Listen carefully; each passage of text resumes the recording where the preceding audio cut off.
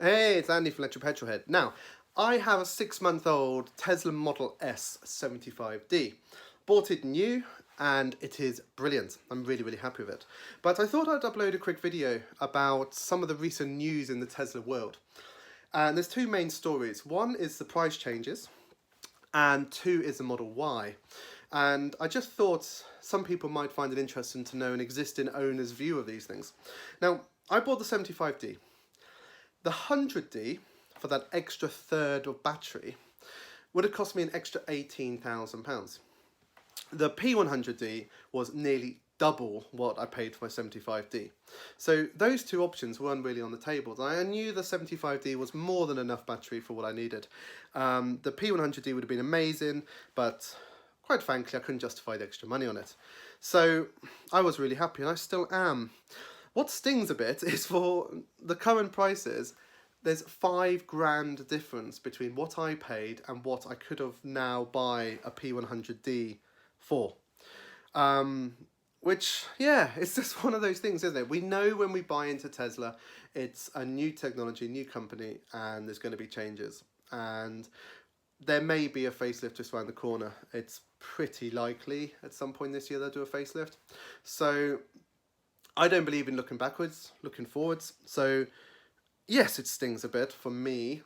If I had bought a P100D for over 130, 140 grand, and now I could get the same car for, 85 or something, that would have stung.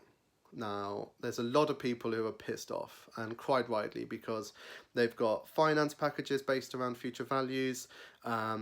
They've maybe paid cash. There's a lot of disappointed owners, but I guess it's just one of those things. You can't look back, so you've got to look forward. So that is what it is. I don't intend to change our car for a couple of years or so. I will be very interested to see what the facelifts are like. I also think the way battery technology is going, in a couple of years there will be a P200D, and that will do 600 miles on a charge, and that will be amazing, especially if it has the performance pack of the Model 3 with the way that works on track days. That could be perfect, and I'd be very interested in changing to that. The other big news was the Model Y release, which is pretty much as I expected. It's a Model 3, they've just gone, oh. The big benefits for a family like me, we've got a dog and we've got 2 daughters and a wife, obviously, because, well, we have a wife. No, one of us is the wife. Jesus, not here at the moment. So yeah, we've got 4 people and a dog. So a Model 3 was never really going to work for us as a main car. It doesn't have a hatchback, it's just too small, and it's got half the storage space of our Model S.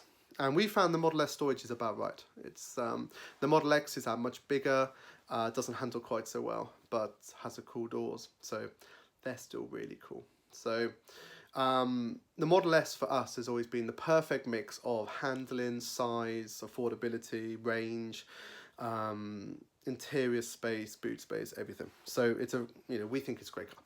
So the Model Y's come out and it's got similar storage to Model S. It's got a hatchback. It can be spec'd as a performance, and I think price-wise would be similar to what I paid for my 75D. So on that basis, it could be a really nice option to change to in a few years. And I think if you were looking now,